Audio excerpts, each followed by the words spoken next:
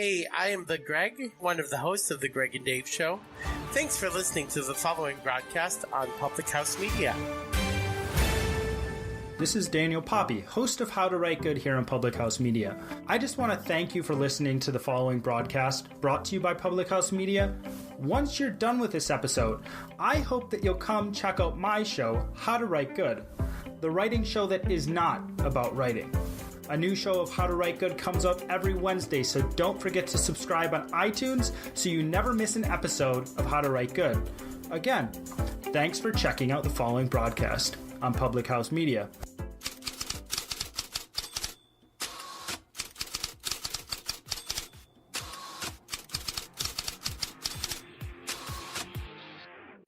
The latest headlines. The Houston Astros, the defending World Series champions, got better adding Garrett Cole. The insightful interviews. Rick Saratella, NFL Draft Bible. With how much emphasis is put on the position, yet how many over the last couple of years we've had questions. Why do we put such an emphasis on drafting a quarterback number one overall? The bottom line is there's not enough good quarterbacks to go around. And I think with the new CBA, it's really a low-risk gamble now. If you look at the playoff teams, the common denominator, good quarterback play. The hottest takes. I think the guy to blame is the one guy who hasn't left yet. I think Russell Westbrook is one of the bigger problems in Oklahoma City. Can all be found on Press Row.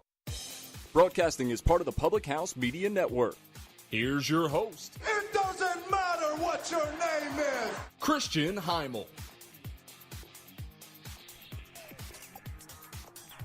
Welcome on Press Row, everybody, on this Thursday, October 18th, 2018.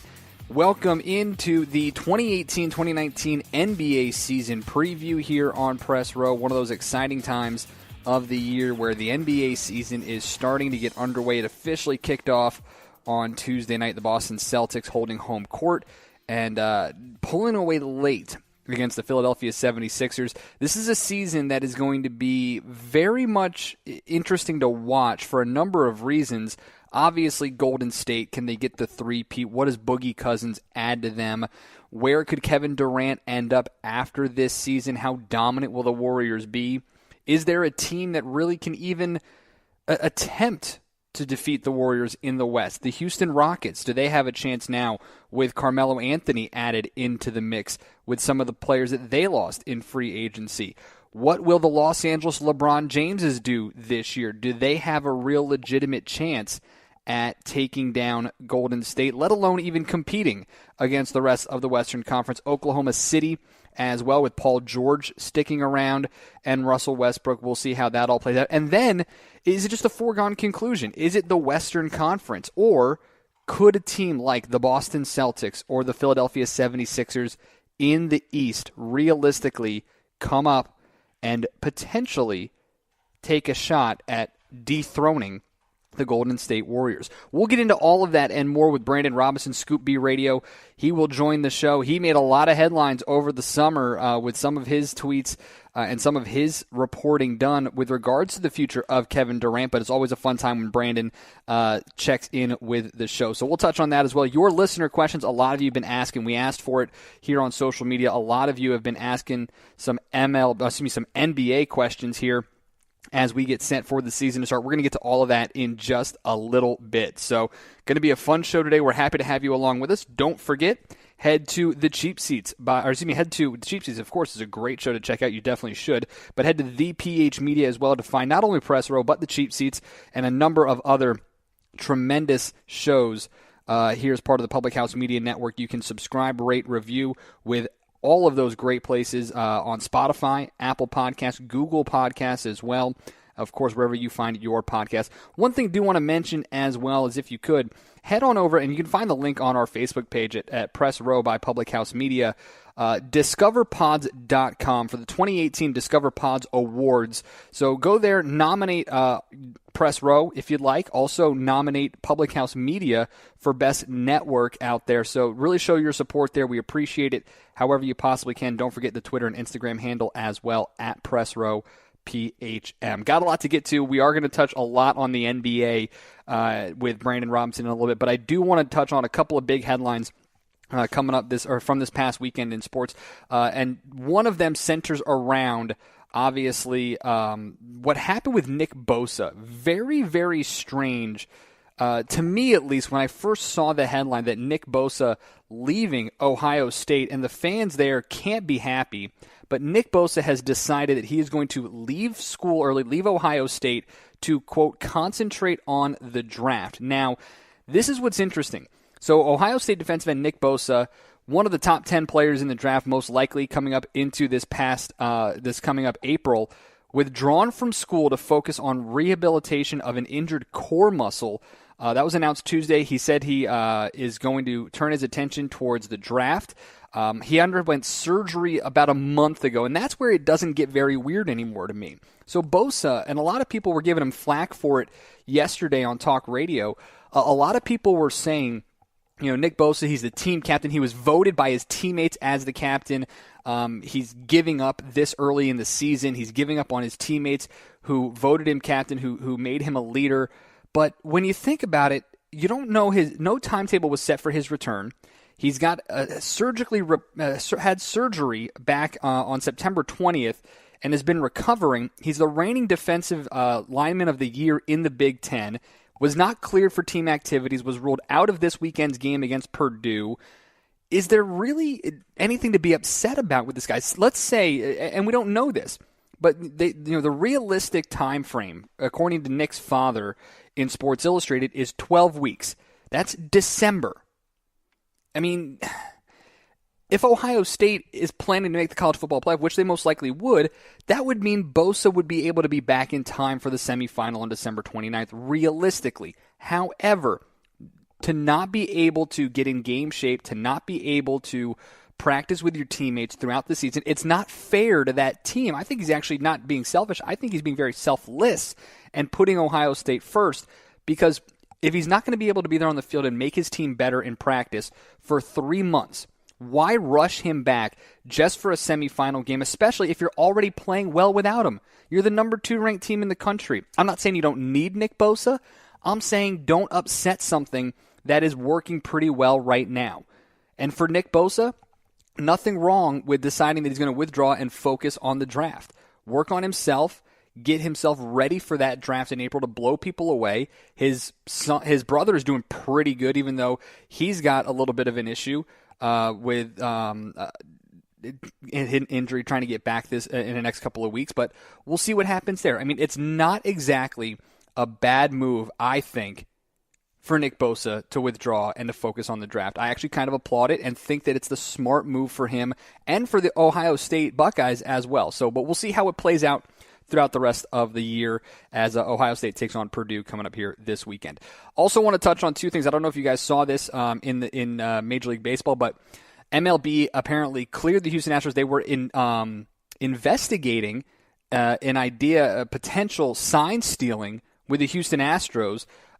There were reports of an incident regarding a Houston Astros employee that said there was a Houston Astros employee that was basically sitting across from the Red Sox to try to determine if they were stealing signs or if the Houston Astros employee was stealing signs from the Red Sox. However, everything has apparently been cleared. It was very strange. Major League Baseball saying in a statement Wednesday, with respects to both incidents regarding a Houston Astros employee, security identified an issue, addressed it, and turned the matter over to the Department of Investigations. A thorough investigation concluded that an Astros employee was monitoring the field to ensure that the opposing club was not violating any rules. All clubs remaining in the playoffs have been notified to refrain from these types of efforts and to direct complaints about any in-stadium rules violations to MLB staff for investigation and resolution. We consider the matter closed. Basically, the Astros were afraid that the Red Sox were stealing signs, so they put one of their employees near the Red Sox dugout to make sure of that. It's a no-no. Major League Baseball is not going to do anything about it. Just one of those weird things. We get into such paranoia with sign stealing, and this has been one of my things, and I've said this to people. I think I said it last week with regards to Yankee fans upset that the Red Sox celebrated at Yankee Stadium. You know what? It doesn't matter. I don't care if you're stealing signs. I had a coach once who, when I was working in collegiate athletics, we would do these video shows, and the coach at one point literally got up in the middle of the show and started drawing out his scouting report saying, I don't care if you know. It's still your job to beat us. And that's kind of my philosophy. I don't care if you know what the signs are. it's still your job to beat it, to execute. So we get so paranoid. Baseball gets so paranoid with sign stealing and all that stuff. You know what? Here's 98 down the pipe. See if you can hit it. I'm going to steal. See if your catcher can actually throw me out. Can he make the accurate throw? Am I fast enough to get there? There's so much about it that's just weird, and I don't understand why baseball it's one of my biggest pet peeves in baseball is it gets so paranoid, and it's just, I can't stand it. I really, really can't. But that's how baseball is, and Major League Baseball isn't going to do anything. I don't think they should, but we'll see how it all plays out with the ALCS. You got Game 5 tonight in Houston between the Red Sox and the Astros. Later on in the show, I am going to touch on Manny Machado and the Los Angeles Dodgers. But when we come back, Brandon Robinson, Scoop B Radio, is going to join the show and preview the NBA season. This is our 2018-2019 NBA season preview after all. Who can realistically challenge in the West for the Warriors, and is there anybody in the East that has a shot at dethroning Kevin Durant, Steph Curry, Klay Thompson, Draymond Green, Boogie Cousins? The list goes on and on and on. We'll find out in just a little bit. You're on Press Row, broadcasting as part of the Public House Media Network. Want to be part of the show? Go to Facebook and search Press Row Podcast-Public House Media. Or find us on Twitter and Instagram at PressRowPHM. You can also email the program, PressRowPHM@gmail.com. This is Kim Meyer, the host of Choose to Rise here on Public House Media. Thanks for listening to the following broadcast on Public House Media. Once you're done with this episode, I hope you'll come check out my show, Choose to Rise, where we talk about living with positive mindsets, how to increase our confidence, building our faith, and living out our life on purpose. A new show comes out via podcast every Monday, Wednesday, Friday. And if you want to catch the episode live instead, stop by Public House Media around 6:45 Central Standard Time, Monday, Wednesday, Friday as well. Don't forget to subscribe on iTunes so you'll never miss an episode of Choose to Rise. Thanks again for checking out the following broadcast on Public House Media. This is Press Row with Christian Heimall, a Public House Media podcast.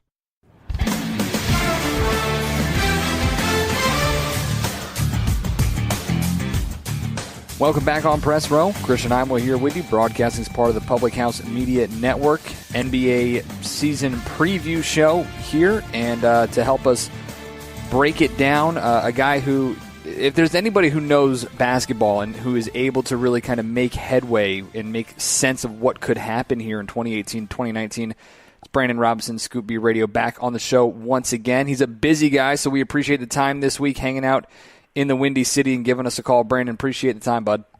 Of course, man. You Hofstra alum. Hofstra sticks together. Thanks for having me. Absolutely, brother. So before we get started on anything, I just want to get your thoughts real quick because you're a fashionable guy. I love the swag that you have on social media is phenomenal. Your thoughts on the first ever reversible ring that the Golden State Warriors were presented with on Tuesday night? I thought the reversible ring by the Warriors was great because they set a lot of records as far as championship rings in the four major sports and professional sports. So I call it Mighty Morphin Power Rangers. I actually had the designer of the ring, Jason Arbishin, they call him Jason at Beverly Hills, on the Scoopy Radio podcast last week. We discussed it, and he said they were going with something different while still maintaining the standard they had. He said if we went any bigger, they'd be wearing dinner plates on their hands. So the reversible ring is it's got the Cracker Jack decoder ring. It's put it to shame, and the Warriors are the standard. Yeah, it's pretty impressive. The standard not only for the championship rings, but for a championship team as well, trying to go for a three-peat this year. How much, before we even get to the Warriors or the Western Conference, I mean, what is the departure? Because you and I, we talked about it over the summer on the cheap seats with myself and John, but what does the departure of LeBron James from the Eastern Conference do to the East? I mean, is it Boston's conference to lose? Can Philadelphia, Toronto, I mean, who else is out there in the East? I think when you look at the NBA Eastern Conference, people say that with LeBron leaving, going to the West, it's a foregone conclusion for certain things. I think the Boston Celtics definitely are emerging as an elite candidate if they stay healthy, but you can't sleep on the Toronto Raptors because I think now you look at Kawhi Leonard, he's the best two-way player in the NBA's Eastern Conference, and also the Toronto Raptors added Danny Green, which I think is very slept on. A proficient shooter, a guy that's from the East Coast. And you also have Nick Nurse, who comes highly recommended from that coaching tree, those assistants that end up finding greener pastures elsewhere, albeit the Brendan Malones, the Tyronn Lues, and what will eventually be Sam Cassell as well. That being said, you look at the NBA's Eastern Conference, Philadelphia is a team that came out of nowhere last season and exceeded expectations. I had them pegged as a 7th or 8th seed. They went higher up last season, and they didn't take care of business at opening night against the Boston Celtics. In fact, the Celtics shellacked the Philadelphia 76ers. But it's still a very long season, and I think the usual suspects will definitely be Boston, will definitely be Philadelphia, and also the Toronto Raptors. I think other teams that are at least intriguing to watch in the Eastern Conference are the Washington Wizards. I like John Wall. I like what Bradley Beal did last season, and I also like the addition of Dwight Howard, a guy that does not hurt you statistically. People complain about the locker room controversy, but I think he and John Wall are both motivated this season.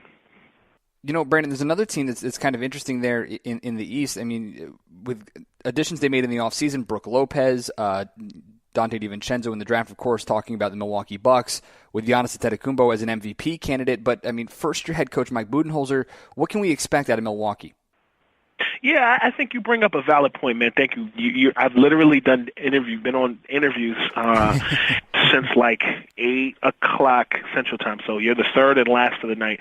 Thank you for reminding me about the Milwaukee Bucks, and I'll tell you why. I do think that Giannis Antetokounmpo is an MVP candidate this season. I do like the fact that the Milwaukee Bucks have added a former Brooklyn Net and Los Angeles Laker and Brook Lopez, a guy that I think will play till he's 40 years old because he's extended his game. 16 to 18-foot jumper, can rebound the ball. I think him playing in Brooklyn and going in practice against Reggie Evans in Brooklyn really resurrected and or made him tougher in a way that I think Jimmy Butler is trying to do with Karl Towns in Minnesota. Mm-hmm. And I think that when you look at Mike Budenholzer, what he did in Atlanta a couple seasons ago, I think people thought that the Spurs were, that the Atlanta Hawks were Spurs East. I think when you look at the Milwaukee Bucks, the table was set during the Jason Kidd era, which was up until last season with the Milwaukee Bucks. And I think if Giannis really believes his own hype, which I think he does, I mean they took the Celtics to 6 or 7 games in the playoffs last season. If you're able to replicate that and really bang with the Wolves and make some things happen, I think the sky's the limit for the Milwaukee Bucks. But the Eastern Conference is not as wide open as people think.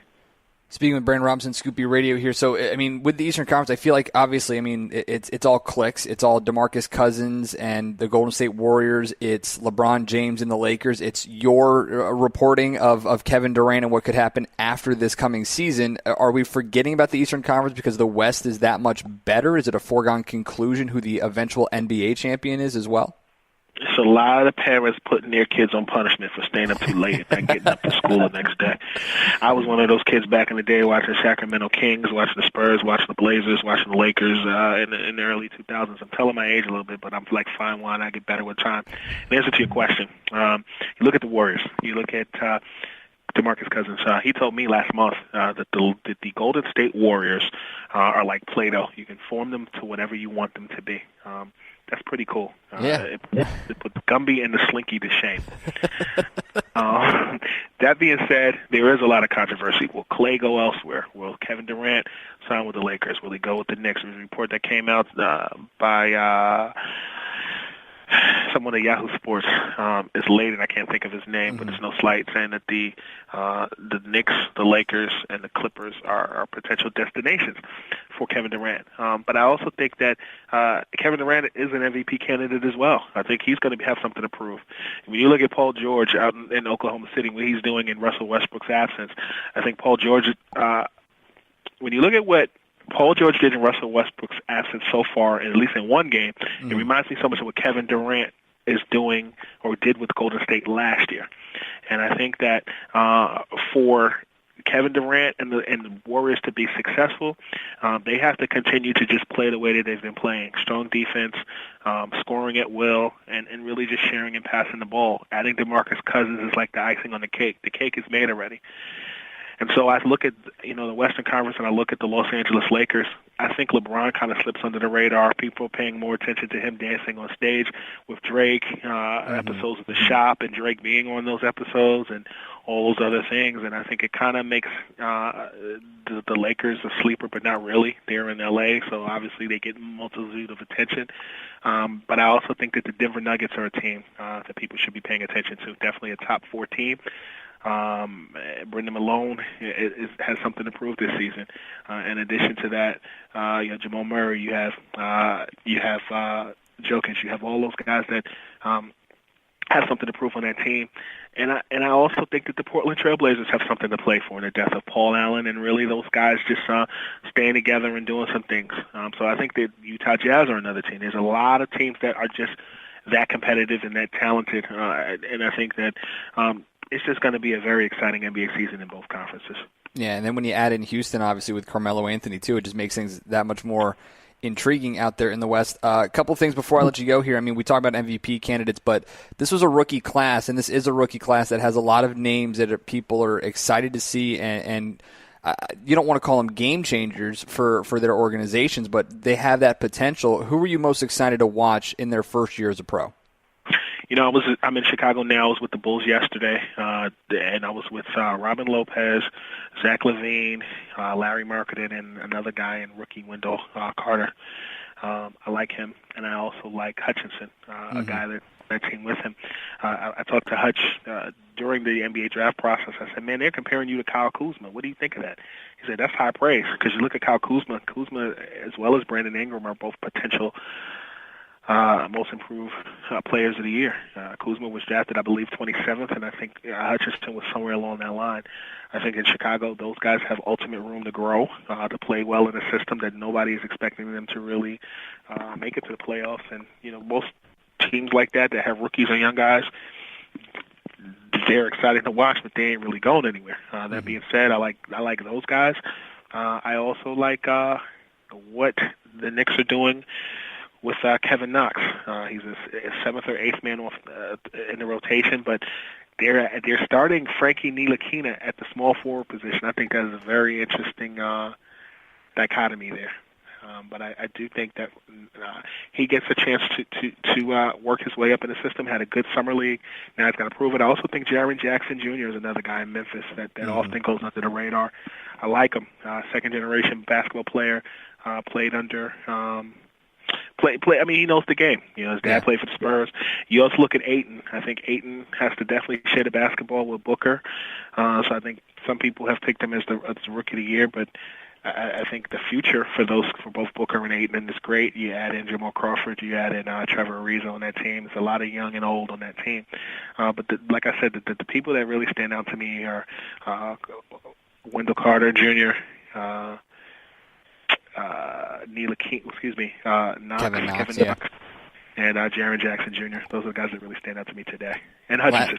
Last thing for you, more likely to happen, New York Knicks make the playoffs or Golden State Warriors win the NBA championship? The Warriors win the NBA championship. I'm not that tired, brother. He's Brandon Robinson, Scoop B Radio. We appreciate the time, as always, brother man. Should be a fun season. We can't wait to get it really going here this weekend. Brother, thank you for having me and allowing me to be myself. I'm going to go to sleep now. I've been stumbling like crazy. Next time I come on, I will be fresher. Attaboy. Appreciate it. Thanks, pal. Yes, sir. Brandon Robinson, Scoop B Radio. I like the picks of the rookies. I mean, I love Jaren Jackson Jr. I really, really do. I thought Laurie Moore. I thought Wendell Carter was probably the best pick in that draft. I thought the Bulls got a great move there. So we'll see what happens, though, as we move a little bit forward. When we come back, your listener questions will wrap up shop as well. You're inside the NBA season preview here on Press Row. Listen to every episode and get the latest shows sent right to you. Subscribe to Press Row on iTunes, Google Play, iHeartRadio, Spreaker.com, and Stitcher.com. or visit us online at www.thephmedia.com. I'm the Greg. And I am Dave Show. We host the Greg and Dave Show on Public House Media. Thanks for listening to the following broadcast on Public House Media. Once you're done with this episode, I hope you'll come check out our show, The Greg and Dave Show, where we talk about strange, bizarre, and sometimes just downright quirky news stories that you may not have heard about. A new show comes out every Wednesday. Be sure to subscribe on iTunes. And hey, thanks for listening to the following broadcast on Public House Media. This is Press Row with Christian Heimall, a Public House Media podcast.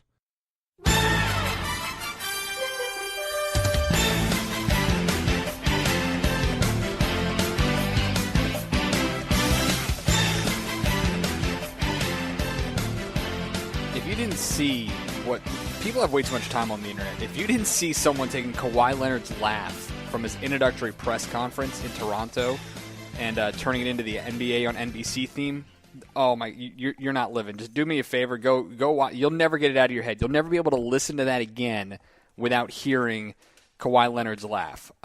Welcome back on Press Row. Christian Heimall here with you. Big thanks to Scoop B, Brandon Robinson of the Scoop B Radio, joining us here to talk our NBA preview show.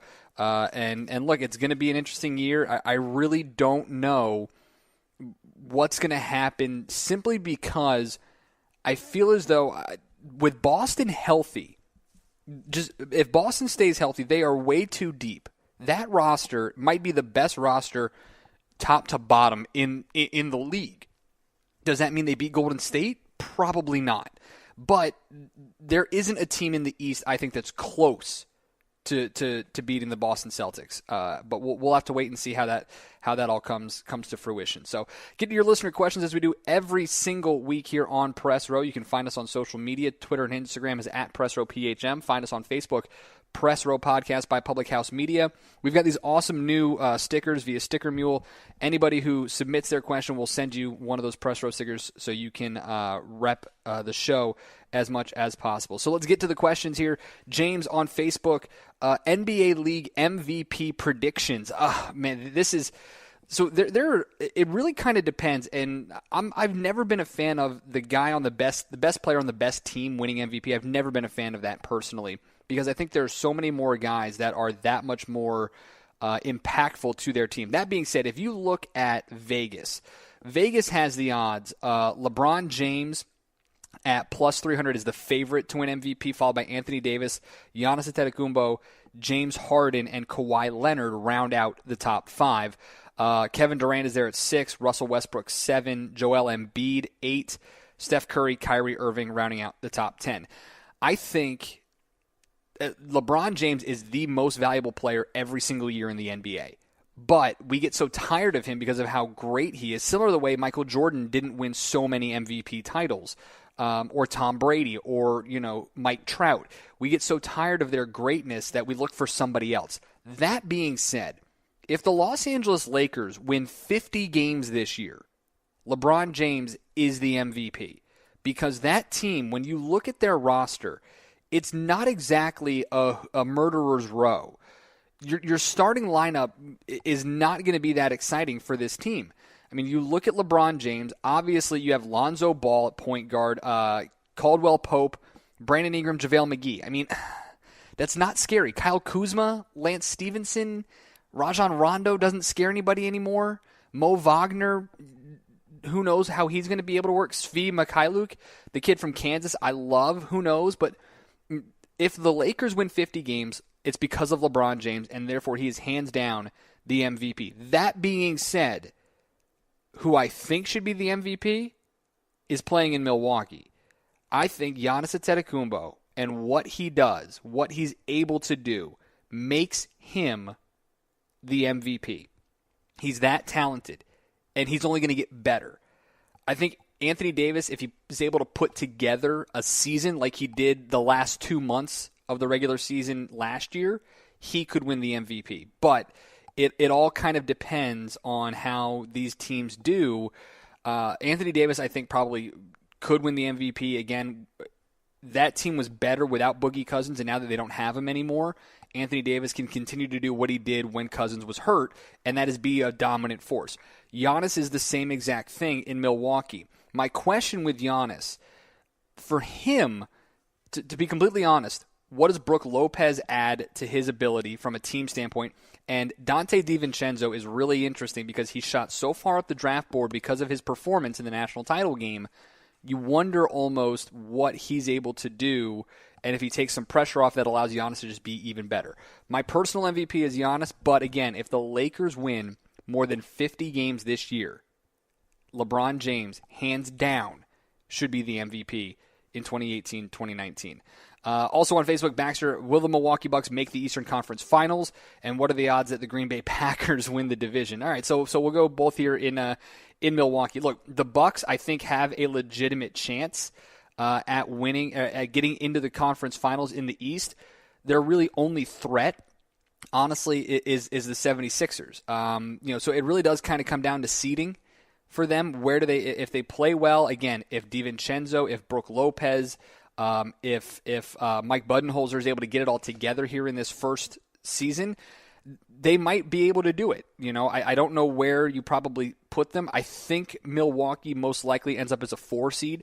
I think it'll be the Celtics, it'll be the Sixers, and then maybe the Raptors. Again, a lot of it is based on Kawhi Leonard, but Milwaukee's right there in that 3-4 spot, and depending on who they end up playing, they would have to go through probably Philadelphia.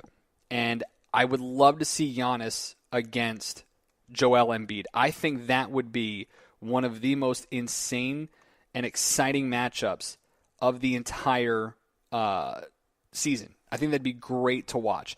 It would be a lot of fun to watch those two go back and forth at each other. Who knows what we would actually see, but I think that could be a lot of fun. And if that's the case, I think that Milwaukee might have the edge. Will they? Probably not, honestly, but they very well could. As for the Packers, look, the NFC North, I'm sorry. I don't think Aaron Rodgers is fully healthy. I think that Bears defense is really, really, really impressive. And this is going to be a much closer division than I think any of us thought. So that tie is really going to hurt Green Bay. That might be the reason they don't win the division. But if Minnesota gets their offense together, if Chicago gets their offense together, Green Bay doesn't have the defense to compete with the Bears. They just don't. So truth be told, I don't think the Packers win the division. They probably make the wild card, but I predicted them to win the division. I don't see that happening anymore. I think they do make the wild card, though. But it should be an interesting one to watch.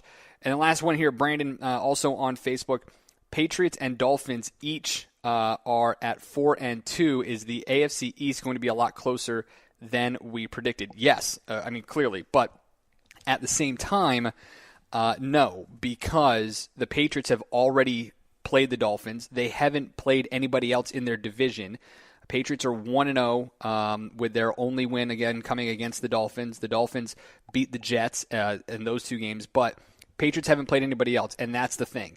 When the Patriots start playing the Jets, the Bills, and the Dolphins again, they're going to run through this division. It will ultimately be the Patriots division. I don't think anybody is even close to competing with them.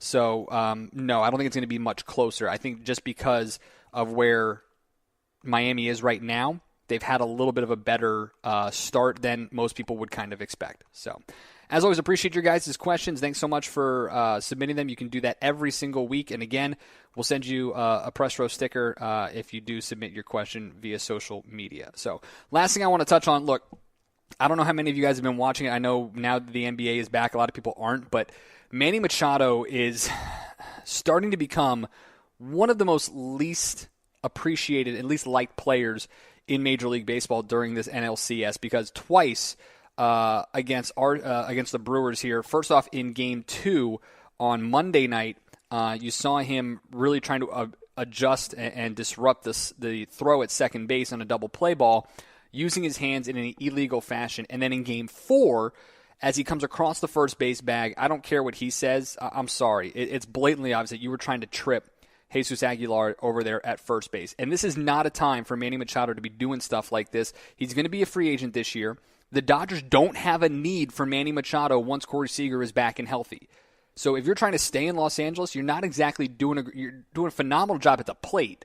Don't get me wrong, but he's becoming a big-time headache here for the Dodgers. And again, they won't need him once Corey Seager is healthy. So if he's trying to attract another potential home, another potential suitor, I don't know if he's going to be what people want. He almost was a Brewer at the trade deadline. So who knows exactly, but this is really starting to bother me because Manny Machado, by all accounts, is one of the best young players in the game, and he definitely needs to get paid like it. The problem is he's becoming too much of a headache for anybody to actually want to deal with. And that, to me, I can't. It bothers me to watch Manny Machado because I don't know what he's going to do on the base paths anymore. I get you're trying to play hard, but there's a difference between playing hard and playing dirty. I didn't think his slides were that bad on Monday night, but what he did on Tuesday in Game 4, late in that game, I know you're trying to win, that's uncalled for. It really, really is. That's trying to hurt somebody, and you can't do that.